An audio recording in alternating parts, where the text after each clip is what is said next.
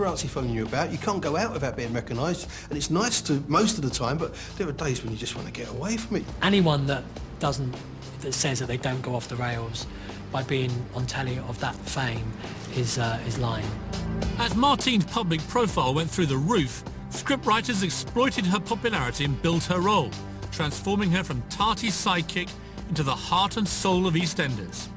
When you've got these characters, and when they take off so brilliantly, you've really got, the soap needs to hold on to them as long as they can, give them the best storylines, give them the best love interests, you know, really make use of them, because they don't come along that often. Tiffany, wait! Leave me alone. This is a character who saw her boyfriend kiss her brother, who found out her mum had been bedding her husband, who was married to the biggest, most brutish simian in the jungle of EastEnders. It was just what a tragic life she had. It was superb. The fact is that you never really loved me. That ain't true. You tried, but you never really had it in you. That last night when I told you I loved you, I meant it. It doesn't matter now. It's too late. Well, don't you have any feelings for me? With Martine and Ross Kemp, you get that kind of chemistry that actually that producers and scriptwriters, you can't make that. It just happens that two people come together with good scripts and it really clicks. There are some combinations you cannot manufacture, and that worked. Leave me alone. What's he done to her? What's he done to you? I lied to you, honey. The baby ain't Tony's. It's yours. It was so believable. You were in that relationship. You were there, you know. It was just, really naughty. By late 1997, Tiffany had dominated our screens for 3 years. But behind the cameras, changes were coming that would lead to Martine's downfall. You know, you're one of the biggest stars in the biggest soap, and it's all guns blazing. Yeah. Then there was a change in the production team at the top. Yeah. And they had a very different view, didn't they? Yeah. The producers that I'd known and kind of grown up with pretty much had left. And new producers came along, Matthew Robinson and Mel Young. When a new regime starts at EastEnders, as in backroom staff, it is obviously for every actor on the show, and this goes from your top to your bottom, and certainly myself, is that, of course you're worried. Mal came with a reputation, so when it turned out he was coming to the BBC, he thought, well, this is going to be great for EastEnders. He's got to energise it. He's got to shake it up a bit. Matthew Robinson was pretty much Mel Young's henchman, and the two of them were seen as almost like Cray twins of drama who were going to come in and sort of sort it out.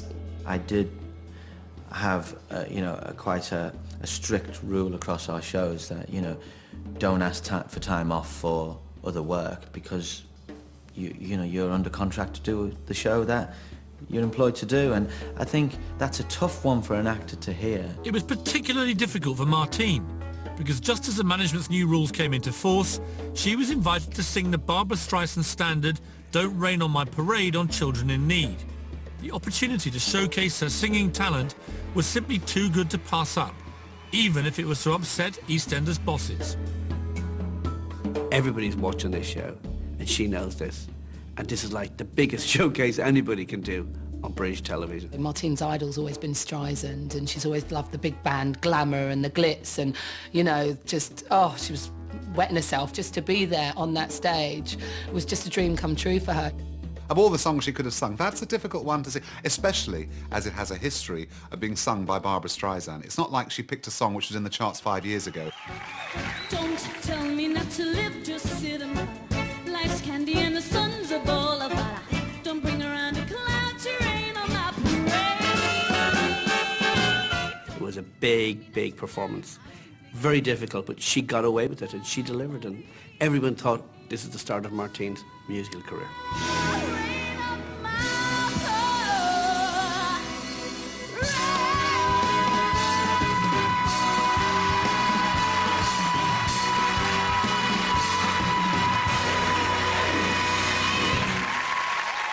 You'll go mad! Goosebumps, that was absolutely brilliant. Martine Thank you, McCutcheon, that was wonderful. Thank you for joining us. Thank you. The Children in Need performance had such an impact that Martine was offered a one-woman show at the Royal Albert Hall. But back at the BBC, fears were growing. It was obvious that more lucrative opportunities lay beyond Albert Square.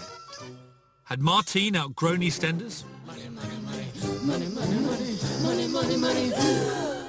We got a vibe that she was being groomed as the next Cilla Black. that was being talked about in the tabloids.